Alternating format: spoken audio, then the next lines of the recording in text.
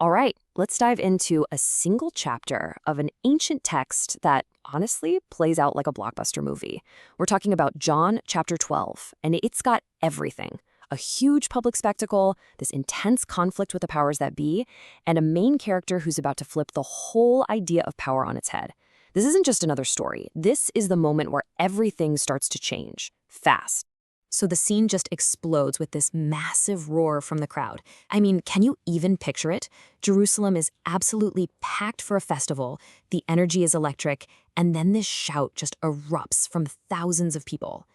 In their minds, their long-awaited king has finally arrived.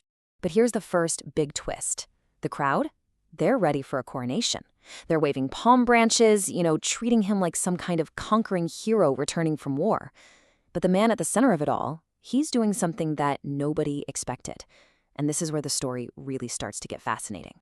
So you have to understand, this isn't just a random gathering. The city is buzzing with rumors, especially this wild story about a man named Lazarus being raised from the dead. So when they hear Jesus is coming, they grab palm branches, which is a huge symbol of victory, and they just pour into the streets. The air is thick with shouts of Hosanna, which basically means save us now. It is a full-on, no-holds-barred royal welcome. And this is where you see the huge disconnect between what everyone was expecting and what was actually happening. On one side, you've got the image they've been waiting for, a powerful hero, probably on a war horse, ready to kick out the Romans. But what do they get? A man on a young donkey. The contrast couldn't be more stark, and it's totally intentional. Yeah, this wasn't just a random, humble choice of transportation. It was a massive statement. The author points out that this entrance is a direct callback to an ancient prophecy. A donkey isn't a symbol of war and power. It's a symbol of peace and humility. He's signaling right from the get-go that he's a completely different kind of king. But of course, not everyone is celebrating. The religious leaders, the Pharisees, are watching all this unfold with just growing panic. You could almost hear the desperation in their voices with this quote. From their point of view, they're losing control, and this whole movement is a serious threat to their authority. Okay, so the story shifts now. We go from the roar of the crowd, this huge public scene, to a much quieter, more intense moment. After all the spectacle, Jesus starts to teach, and this is where he takes their whole idea of what a king is, what glory is, and just turns it completely upside down. He says this right after some non-Jews show up asking to see him, a little sign that his message is going global. He says, "The hour has come."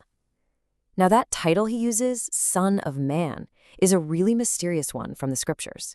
It could mean anything from a regular human to a cosmic judge. It signals a massive turning point. But what he means by glory is about to shock everybody. And this right here, this is the absolute core of the whole chapter. When we think of glory, we think of being praised, getting power, getting honor. But Jesus just flips that script entirely. For him, real glory isn't found in gaining power. It's found in sacrifice. It's not on a throne, it's on a cross. To explain this radical idea, he uses a really simple but powerful metaphor. Think about a seed. If a kernel of wheat just sits on a shelf, it stays one single lonely seed. But if you bury it in the ground, if it dies, it springs back to life and produces a huge harvest. It's the ultimate paradox. Life only comes through death. Well, as you can probably guess, this was not what the crowd wanted to hear. They showed up for a party to celebrate a king, and now he's talking about dying? This massive pivot just leads to a lot of confusion and eventually a direct confrontation. He keeps going with this theme, saying that he will be lifted up from the earth. And here, the author of the text actually steps in to give us, the readers, a crucial little note. He clarifies that this phrase, lifted up, was a direct reference to the kind of death he was going to die, being lifted up on a cross. And this is where you can just see them talking completely past each other. The crowd asks a perfectly logical question based on their understanding. Hey, wait a minute. The Messiah is supposed to live forever, so who is this Son of Man who has to die? But instead of getting into a big theological debate, Jesus just gives them this urgent, personal challenge. You have the light right now, so walk in it before it's gone. So all this confusion sets the stage for a really fascinating part of the chapter where the author himself kind of hits the pause button. He steps in to reflect on the big question that's just hanging over this whole scene. Why did so many people see all these incredible things and still not believe? Yeah, this is a super interesting move in the storytelling.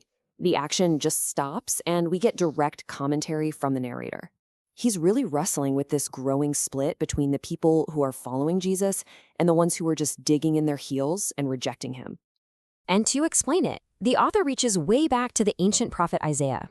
And look, it's a pretty tough idea that people can see the exact same thing but be totally unable to get what it means.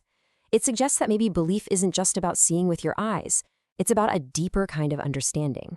But it wasn't just some kind of spiritual blindness. The author points to another very human reason, simple fear. He says that a lot of the leaders actually did believe, but they kept it a secret. Why?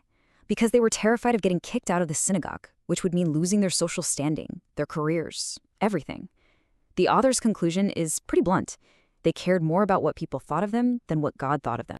So after the author gives us that commentary, the spotlight swings back to Jesus for one last big public appeal. He basically delivers this powerful summary of his whole message right before he withdraws from the public scene for good. He shouts this out, going back to his main metaphor. The choice he's laying out is crystal clear. He is the light that has come into the world, and believing in him is the way to step out of the darkness. It's a final, urgent call to make a decision. And again, he just completely shatters their expectations. A Messiah was supposed to show up and bring judgment on all the bad guys. But he states his purpose so clearly. I didn't come to judge the world, but to save it. His mission isn't about condemnation, it's about rescue. And he wraps up his entire public ministry by grounding everything in divine authority. He's not just some rogue teacher with his own ideas. He's claiming to be a direct messenger, speaking the very words of God the Father. It's his final, unambiguous statement to the crowd. So this whole dramatic chapter really boils down to this powerful choice. It's a choice between the king the crowd wanted and the king that they got. And it forces us to wrestle with the same question they were facing. What does it really mean to believe?